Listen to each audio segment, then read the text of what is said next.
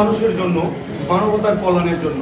গতকালকে কথা দিয়ে আসছিলাম এই বাবাকে, এই মাকে, যখন বলেছিলাম বাবা কাচ্ছে মেয়ের জন্য, মা কাচ্ছে মেয়ের জন্য, আর মেয়ে কাচ্ছে তার লিভার ফাংশন ড্যামেজ হয়ে গেছে ব্যথা কাতর হয়ে।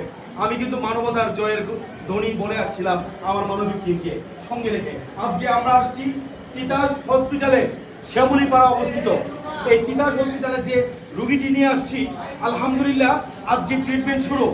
প্রবাসী ভাই সেলুট জানাই, আপনাদের পাঠানো অর্থ কিছুটা যে দিয়েছেন তাতে আমাদের আজকে ফার্স্ট স্টেপ আমরা এই হসপিটালাইজ করেছি।